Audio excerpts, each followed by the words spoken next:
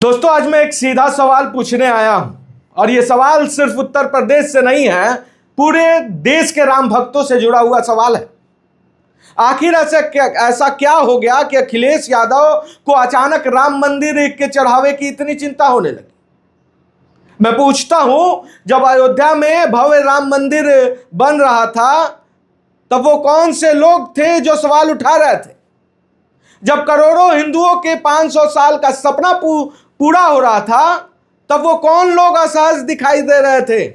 आज सवाल है, और ये वही लोग थे जो आज सवाल पूछ रहे हैं। अखिलेश यादव जैसे लोग जो आज तक राम मंदिर में नहीं गए पूजा करने, लेकिन सवाल कई पूछ रहे हैं।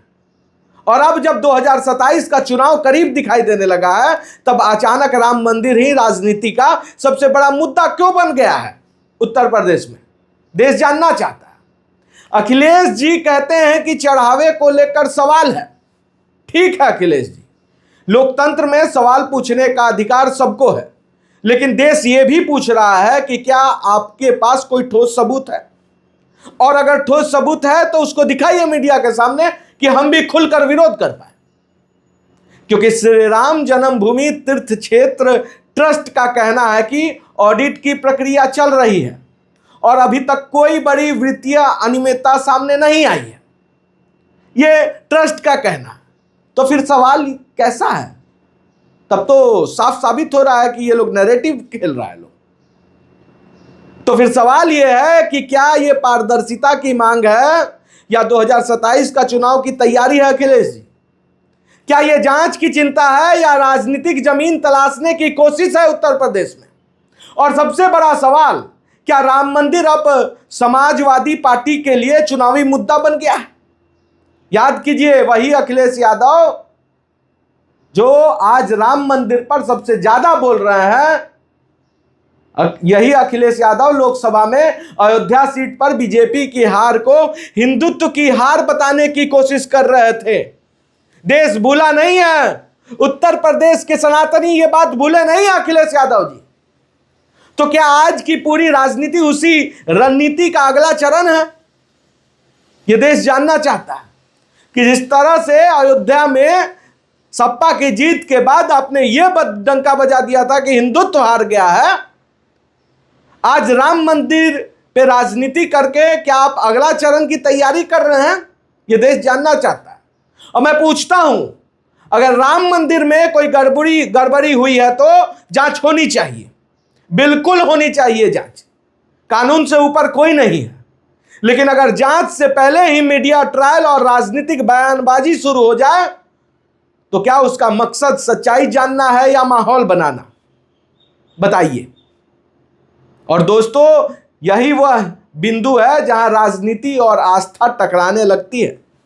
क्योंकि राम मंदिर सिर्फ ईंट और पत्थर की इमारत नहीं है, यह करोड़ों हिंदुओं की आस्था का केंद्र है।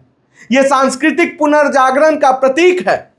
यह उस संघर्ष की याद है जो पीढ़ियों तक चलता आ रहा है। और इसलिए जब भी इस विषय पर राजनीति होती है तब लोग बहुत ध्यान से देखते हैं कि आखिरकार नेताजी का मकसद क्या है। आज देश पूछ रहा है, जब दूसरे धार्मिक संस्थानों के चंदे की बात होती है तब इतनी बेचैनी क्यों नहीं दिखती है विपक्ष को? अखिलेश यादव को उस समय क्यों मौन हो जाते हैं अखिलेश यादव? और राम मंदिर की बात आते ही इतनी आक्रामक राजनीति क्यों शुरू हो जाती है? बताइए जरा। यही बाबा धाम में खुलेआम प्रशासन पैसा लेकर भक्तों के साथ दुर्व्यवहार करती है, उस समय कोई विपक्षी क्यों नहीं बोल पाता? क्योंकि वहां बीजेपी की सरकार नहीं है झारखंड में, इसलिए। और राम मंदिर में अभी तक कुछ सामने भी नहीं आया, लेकिन भौकाली तेज कर दिया गया कि राम मंदिर में पैसे का घोटाला हो रहा है, दिस दैट। ये इसलिए क्योंकि हिंदुओं को बांटने की कोशिश की जा रही है इस नाम पे। और जो मैं ये सवाल पूछ रहा हूं, ये सवाल भी जनता के मन में है और जनता जवाब चाहती है। जनता चाहती है जवाब कि 2027 का चुनाव विकास पर होगा या राम मंदिर पर? जवाब दे सभी नेता। रोजगार पर होगा या आरोप पर? सुशासन पर होगा या सनसनी पर? जवाब देना होगा और इसका जवाब जनता देगी। यह फैसला जनता करेगी, नेता नहीं। लेकिन एक बात तय है, अयोध्या अब सिर्फ एक शहर नहीं है, अयोध्या भारत की सांस्कृतिक चेतना का प्रतीक है। और जो भी नेता अयोध्या की राजनीति करेगा उसे करोड़ों राम भक्तों के सवालों का सामना भी करना पड़ेगा। इसलिए आज का सबसे बड़ा सवाल यही है, अखिलेश यादव सचमुच पारदर्शिता चाहते हैं या फिर 2027 के लिए नया राजनीतिक नैरेटिव गढ़ रहे हैं? देश देख रहा है, उत्तर प्रदेश देख रहा है और सबसे बढ़कर राम भक्त देख रहे हैं। और इन राम भक्तों से छल नहीं कर सकते हैं, क्योंकि अयोध्या में स्वयं हनुमान जी भी बैठे हुए हैं। जय श्री राम। ना स्याही के दोस्त है दोस्तों, ना सफेदी के दुश्मन, सच दिखाना काम है, हम सच दिखाते हैं।